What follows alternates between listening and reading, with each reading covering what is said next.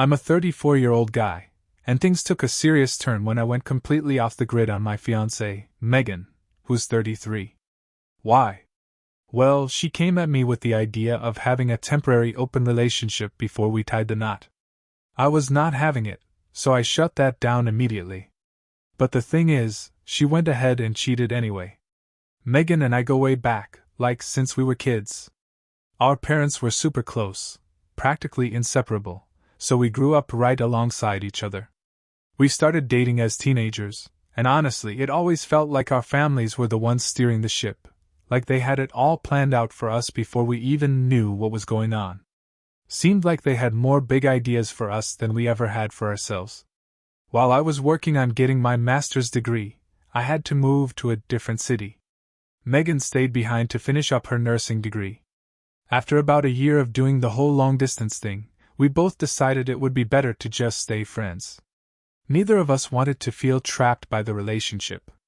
We ended up dating other people but always stayed best friends. Funny thing is, deep down, we both kind of knew we'd get back together one day. It was just a matter of when. After I finished school, I stuck around in the city where I got my degree and found a job in my field. I was waiting for a transfer back to my hometown, and when it finally came through, I was over the moon. By that point, Megan was in a long-term relationship with some guy who seemed alright, but I could always tell he didn't really trust our friendship. I got it though, so I took a step back out of respect. Still, Megan and I would catch up a few times a year, just to check in. At work, I had this boss and mentor named Mike. Let's call him Mike. He was about 44, a solid guy who always looked out for me. We got pretty close, and one day, he came down from his fancy office to have a chat with me. He mentioned an opening for a job overseas, a 2-year gig. It wasn't gonna make me rich or anything, but it covered all the living expenses, rent, travel, the whole 9 yards. The catch? I'd be stationed in Tokyo, with some travel around other parts of Asia thrown in. Mike told me it would be a challenging role, but a great opportunity to prove myself and move up the ladder. I thought long and hard about it, talked it over with my friends and family, and in the end I figured, why not? I could save up most of my salary and get some good experience under my belt. Mike said he'd pull some strings with the higher-ups and put in a good word for me. He'd done something similar years ago, and it had really helped his career. So off I went to Tokyo. That first year was tough, man. I had to get used to the culture, the way things work socially, not just in Japan but in all the other places I traveled to for work. One thing that totally caught me off guard was the attention I was getting from women. Everywhere I went, they were all over me just because I was a foreigner. And, to be honest, I did not shy away from it. These women weren't just random people either. A lot of them were highly educated and well off. I ended up making a few friends with benefits, and was always upfront about not wanting anything serious, since I was only there for a short time. What was supposed to be a 2-year stint ended up stretching into 3. Mike would visit me a few times a year, either for business or just for fun, and let's just say we didn't exactly behave like choirbus. We had some wild nights in places like Angeles City in the Philippines and a few other spots I'd probably rather not mention. Once my contract was up, I headed back home and put down a nice chunk of cash on a house just outside the city. After living in a place packed with 37 million people, I needed some room to breathe. About a month after I got back, I was visiting my parents, and there was Megan. She had broken up with that guy about a year earlier, and we started talking again, this time, more seriously. Before long, we were dating again. I held off on sleeping with her for a while though, not because I did not want to, I really did, but because I was scared of what could happen. You see, I had gotten used to being with multiple women during my time in Asia, and I wanted to get a handle on that before things between Megan and me got too deep. Everyone knew, even Megan, that I had been around, but my social media only had a few pictures here and there of me with different women. My mom used to joke about it, even calling me a whore master once or twice. I laughed it off, but honestly it stung a little. Then things started to go downhill. When Megan and I finally slept together, she made a comment, said I seemed different, more experienced. It was her polite way of saying I had picked up some new tricks. She began asking more questions, and I was not exactly upfront with her. I gave her bits and pieces, but I definitely did not share the full story. Even if I had cut the number in half, it would have sounded bad. Still, I was confident that I could be loyal to her. What I did not realize was that the seeds of doubt I planted that night were going to grow into something bigger down the line. And of course, both our families were thrilled we were back together. It always felt like things were supposed to happen this way, you know? Everything was going smooth. After a chat with her folks, I popped the question, and she said yes. Megan moved in with me, and life seemed to be falling right into place. But even though things were going well, a few little things felt off.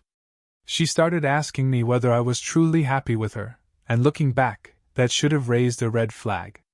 But at the time, I brushed it off like it was nothing. Fast forward to December 2019. The wedding was set for June 2020, and well, we all know how that year turned out. Christmas was fantastic, but right before New Year's, we hit our first major bump in the road. I was sitting at my computer, getting some work done while Megan and her cousin, Sarah, who's 32 and someone I've known since we were kids, were looking at wedding stuff. Sarah's always been cool with me. Anyway, Megan asked if we could talk, and Sarah headed to the living room to give us some privacy. I sat down at the table, thinking it was just some regular conversation, but Megan told me not to interrupt or freak out. That instantly had me on edge. She started talking about how things had changed between us in the bedroom. She was worried I was not as satisfied with her as I used to be, and that I might end up cheating on her down the road. She didn't want our future or any kids we might have to be ruined because I strayed. At that moment, I was thinking, great, here we go, she's about to break up with me. But nope, it got worse. That little voice in my head was right, there's more. Megan hit me with the real bombshell. She wanted to open up the relationship so she could gain more experience. She said it would help with her insecurities. And then, as if that wasn't enough, she had the nerve to tell me not to worry because I was the only guy she had ever truly loved. That's why none of her past relationships had worked out, according to her. Now, I agreed on one thing, we were each other's first real loves. But when she brought up opening the relationship, I thought she had to be joking. There was no way this was real, right? Well, it has been over a year and a half now, and I am trying to remember the key points as clearly as possible. She said she would only hook up with random people, no one we knew or worked with. She even promised it would never be the same person twice, and there would be zero emotional attachment. I sat there like, what the hell? When it hit me that she was dead serious, I felt my heart drop into my throat. I had no idea you could physically feel your heart stop like that, but trust me, you can. Now, I'm not the type of guy to lose my cool, but at that point, I was yelling. It all started to make sense why her cousin Sarah was sticking around so close. So, I turned to her and yelled, Sarah, did you put her up to this? Sarah, calm as ever, said she was just there to support Megan. Gee, thanks, Sarah, real helpful. Then Megan, as if she was doing me a favor, says, you're free to do whatever you want too, as long as you follow the same rules. I told her right then and there, absolutely not. I was livid, and even now, thinking about it gets my blood boiling. I made it clear I had zero interest in random hookups. All I wanted was to be with one person, and when she asked who, I looked right at Sarah, nodded her way, and said, I want to sleep with Sarah. Well, that got Megan's attention. Sarah turned bright red, clearly uncomfortable, and Megan snapped back immediately, saying, No, that's disgusting. She's family, and we both know her. That was out of line in her book. Really? That was the boundary. It felt like I had stepped into some alternate reality where none of it made sense anymore. We argued back and forth, and I told her straight up that if she went through with this, we were done. I loved her, and I was willing to work through anything but this. I stormed out, grabbed my pillow, and holed up in the guest room. I could hear them talking downstairs for a while, but I had no idea what they were saying. Honestly, if it weren't so serious, it would have been funny, but instead, it dragged out into an hour-long conversation. I did not sleep at all that night. When I went to work the next day, I was completely useless. I was a wreck. Luckily, Megan started 2 weeks of night shifts that same day, so at least we did not have to face each other for a while. I figured we could cool off and come back to the whole thing later. Every night she left me dinner in the fridge with a little "I love you" note, and she kept texting me regularly, but I kept my replies short and cold. Then, the following Thursday, I was working on my computer, going through some files, when I noticed an email notification from her account. It was a reservation for a hotel, one of the nicer ones close to my office. I knew the place well because I had been there a few times with coworkers. My first thought was maybe she was planning something sweet to apologize, like a night out for the two of us. But then the next morning came, and she texted me like nothing was up, just asking how my day was going. Then she told me she was happy because she only had one more night shift to get through. And that is when my stomach started to churn. How could she be working a night shift when there was a hotel reservation for that same evening? I was sitting at my desk, completely freaking out. I even started combing through dating sites, searching for anonymous profiles without pictures, hoping to find a clue, anything. But I came up with nothing. That is when my boss, Mike, walked in and saw me looking like a wreck. He asked what was going on, so I spilled the whole story to him. Now, Mike is one of those go your own way types, but he has always been supportive of my relationship with Megan. He suggested we grab lunch at the hotel where the reservation was, but no, not that place. He did not know about the hotel part yet, so we went somewhere else, but I could not eat a bite. I could not even drink. I was that sick to my stomach. Mike told me I could not keep working like this and suggested I take some time off, whether paid or unpaid. I told him there was no way I could go back home. I just could not face Megan at that point. Part of me still wanted to believe it was not real. I rushed home, packed as much of my stuff into the car as I could, and drove back to the office. That is when Mike came up with the idea to stake out the hotel and see if she actually showed up. At first I resisted. I mean, I am no detective. I am more of a bumbling Inspector Clouseau type. But deep down, I needed to know the truth. So we set up camp in the hotel's lounge bar, and I started knocking back drinks, hoping to God I was wrong. Then, around 8:30, Mike nudged me. There she was, checking in at the front desk. She was not in her work uniform either. I did not know whether to scream, cry, or throw something. We waited until she got in the elevator, and then I walked up to the front desk. I asked them to put me through to her room. When she picked up, I just lost it. I yelled into the phone, telling her it was over. I told her the wedding was off and that I was done with all of it. Then I slammed the phone down and stormed out of the place. At that point, I had no idea where to go, so I ended up crashing at Mike's house. My phone was blowing up nonstop, but I ignored every call. The only person I talked to was my dad. I explained what happened in the most PG-rated way I could and told him I needed to get out of town for a bit. It was not up for debate, and I felt bad for the way I had spoken to him, but I could not stay. For the next 2 days, my phone kept ringing off the hook, from everyone. But I shut it all out. I was walking around like a zombie, not knowing what to think or feel. Mike, being the practical guy he is, told me I should start thinking about the financial side of things, protecting myself. Honestly, I had not even thought of that yet. The house, the wedding, the car loans, we had separate accounts, plus a joint one for the wedding and the house bills. But at that moment, I could not bring myself to care. The next day, I sent Megan an email. I told her this would be the last time we communicated. I let her know I was leaving the city for a while and called off everything, the wedding, the relationship, all of it.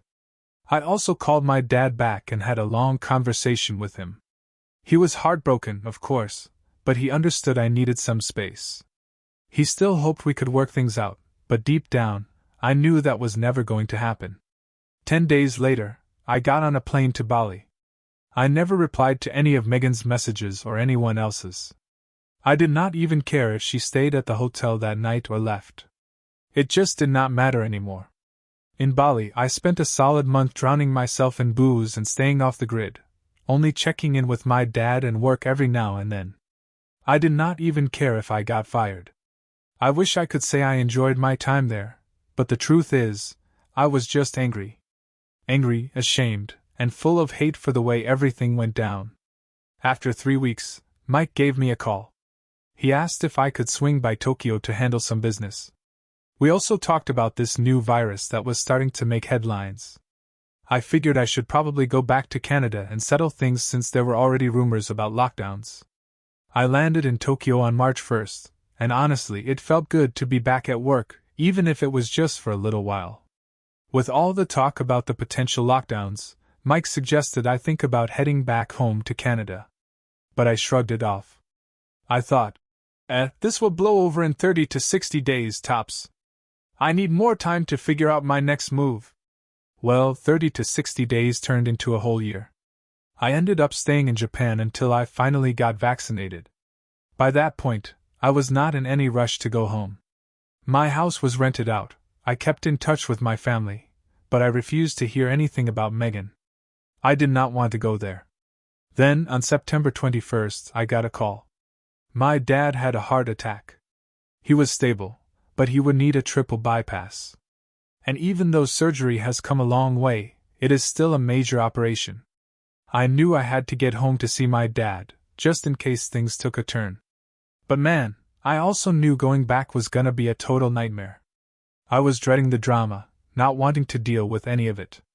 All I really wanted was to see my parents, and thank Mike for everything he had done for me, despite how selfish I had been at times. But deep down, I knew I would have to face Megan sooner or later. And honestly, I had no clue how I would feel or react when that moment came. Sorry if this is dragging on. Even though I've tried to cut it down, there's still so much I am leaving out. Anyway, I'm flying out in about 4 hours, and I should be landing in roughly 24. Update: once I landed, I went straight to see my dad. To my relief, he actually looked pretty good and was in high spirits, even looking forward to his surgery. My mom was holding it together too, but I could tell she was covering up her worry. I spent almost the entire next 24 hours by his side. We talked about everything, nothing too heavy though, as I did not want to add any stress to what he was already dealing with. I told him I was there for him, but that I was also using this trip to figure out my own life, to close some doors and open new ones. On the second day, Mike and I met up at a bar near the office. As usual, he was already hitting the booze hard. We caught up on life, chatted about my dad and work, and then he hit me with the inevitable question. Have you spoken to Megan? I told him I had not. Then he dropped another bombshell. The big boss wanted to see me, but Mike said, considering everything with my dad, it could wait. I figured I was already knee-deep in messes, so I told him we might as well just get it over with. I had a long list of things to tackle this month, and seeing the boss was one of them, right up there with dealing with Megan. May as well start crossing stuff off. Walking into the office felt strange. It had been so long, and a lot of the familiar faces were gone, replaced with new ones. A few people nodded or said hello, but everything just felt off. We headed up to the old man's office. I had never been up there before. When we walked in, he motioned for us to sit down. Now, I had never spoken to him one-on-one, but I had seen him around. He was the type of guy people cleared a path for when he walked the floor. He kicked things off with the usual corporate spiel. Good morning, gentlemen. This is a closed meeting, and everything we discuss here is confidential. You know, the typical business formalities. But then he dove into a full-blown lecture about responsibility and dedication. To be fair, he made some good points. Then, out of nowhere, he turned to Mike and asked why they should even bother keeping me around. Mike did not hesitate. He said I did solid work, saved accounts, and even brought in new clients. And then, as if it was no big deal, he added, plus, we can't find anyone else willing to do the job for 20% below market salary. Wait, what? That blindsided me a little, but before I could react, the old man and Mike started laughing like they were in some mobster movie. The old man wiped a tear from his eye and said to Mike, That's why you're the best VP I've got. I mean, sure, I make a decent living, but come on, man. Then the old man leaned in, locked eyes with me, and said, Listen, kid. I know you've been having some trouble with a woman, so let me give you a piece of advice. He quoted some guy whose name I did not catch, but the gist was this. God gives a woman eyebrows, and she plucks them out and draws on new ones. God gives her a face, and she paints over it. God gives her a body, and she wears clothes to change it. If even God cannot satisfy her, what makes you think you can? So do not kill yourself trying. That one left me speechless. The old man turned back to Mike and said, I trust you'll handle this properly. Your mother would kill me if I had to fire you. And just like that, it hit me. Mike and the old man were related. As we walked out, I turned to Mike and said, 20% below market? Really? He threw his arm around me and said, Do not worry, I've got you covered. I followed up with, So, am I getting fired or disciplined? Mike just grinned and said, No, dumbass, you're getting promoted.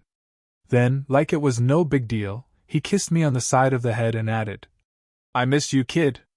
Now let's go get wasted. Mike, it's 10:30 in the morning. Who drinks this early? I asked. He just laughed. I do. You've still got a lot to learn about enjoying life. Honestly, with Mike, nothing surprised me anymore. This is the same guy who once got drunk on sake, picked a fight with a monkey at a hot spring in Japan, and lost. That day, we ended up getting properly hammered, talking about work and everything that had gone down. Naturally, the conversation shifted to Megan. Mike told me that if I really wanted to move on, I had to get closure. He said we had both made mistakes, but deep down, we were good people. He believed that once I got the closure I needed, I would finally be able to move on without all this emotional baggage weighing me down. And after that, we could talk about my future at the company, where I wanted to go, and what I wanted to do. So, that was another thing off my list. At least I still had my job. My dad was doing better, but no matter how hard I tried, I just could not shake Megan from my head. It was eating me alive. I unblocked her on Facebook and scrolled through her profile, trying to mentally prepare myself for what was coming. I ended up messaging her, asking if we could meet for dinner sometime soon. After exchanging a few pleasantries, we set a date for a couple of days later. We planned to meet at a restaurant a few hours after she got off work. Heading into this dinner, I had two huge fears. First, that my anger would take over and I'd let it control me. Second, and maybe worse, that my feelings for her would still be too strong and I'd act on them. I was hoping to find some middle ground, something in that gray area. But all the careful planning I did went right out the window the moment she walked in. She looked incredible, like nothing had changed. When she smiled and walked over, my stomach was doing somersaults. Honestly, I was more nervous than I had been when we lost our virginity together.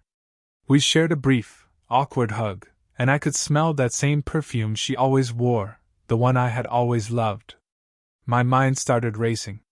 Was she here to love bomb me? To play some emotional game? Maybe she had a new boyfriend and just wanted to rub it in my face, remind me of what I lost.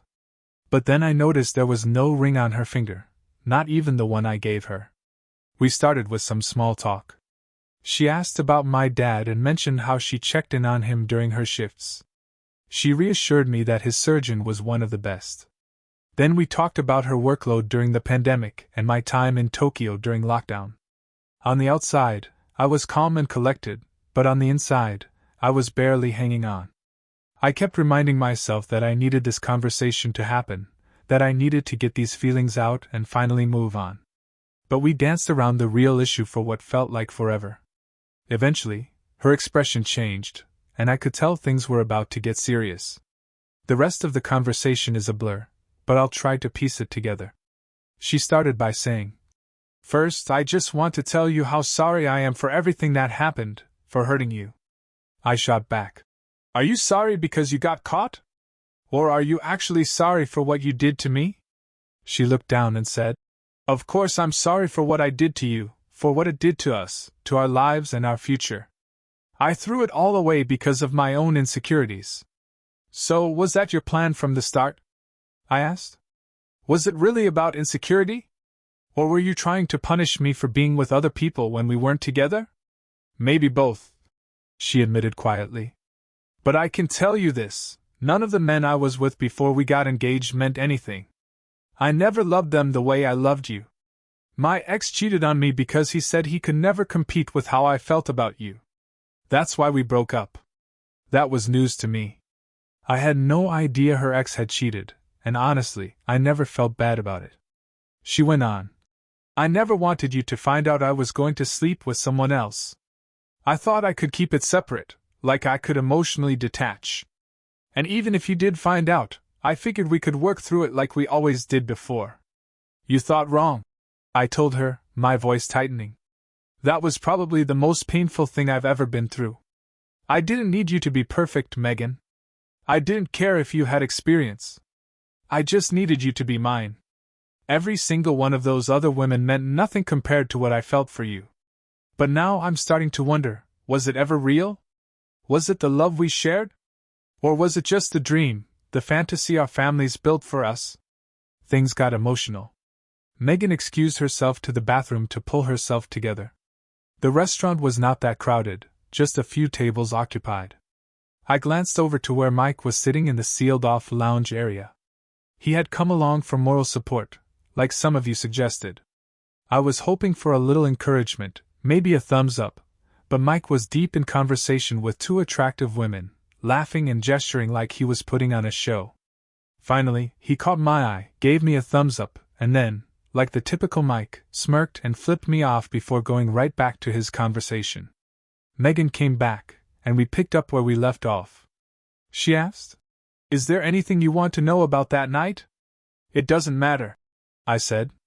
"What's done is done." "Nothing happened," she said quickly.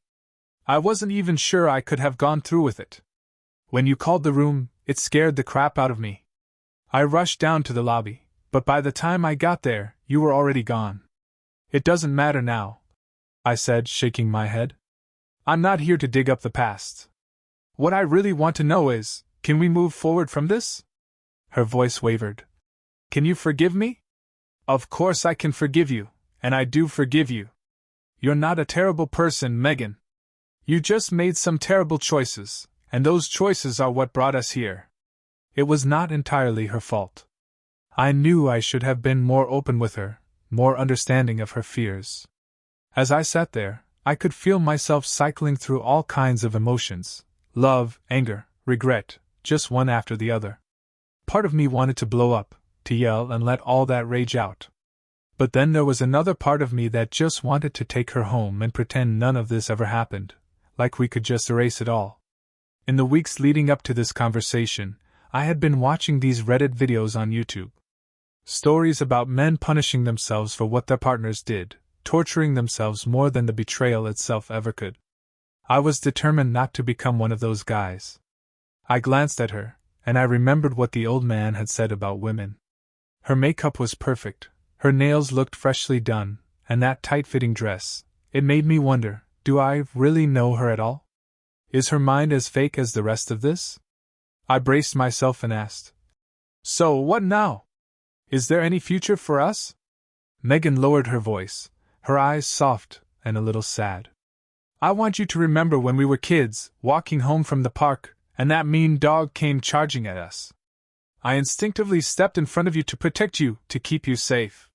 It only lasted a few seconds, but when you're 9, that's terrifying." She nodded, clearly remembering that day. "All these years later, Megan, I've been standing in front of you, protecting you, loving you, no matter what came at us. And this time, when I gave you everything, you stabbed me in the back." That hit her hard. It was like watching the weight of it all land on her. She dropped her head and started sobbing. But I was not finished. "Just like the frog and the scorpion," I added, my voice tight with frustration. "I'm sorry," she whispered, barely loud enough to hear. Then, she pulled out the ring box and slid it across the table toward me. I just stared at it. "I don't want it," I said, my frustration boiling over. "Do you think I want to be sitting here, feeling like my heart is stuck in my throat while you cry? I want to be at home, playing with the baby we would have had by now." Her sobs got louder, and she covered her face with her hands. "I have said some pretty harsh things in my life, but that one? Yeah, that was low. I immediately regretted it and apologized, realizing I had gone way too far. That moment snapped me out of my anger, and things finally started to settle down. After that, we managed to have a more normal conversation, talking about life and the future, nothing too heavy. With our families being as close as they are, and her family being like a second family to me, we talked about how we could move forward as friends. Reconciliation? That was not even on the table. When it was time to leave, we hugged, and it felt like we held on for a long time.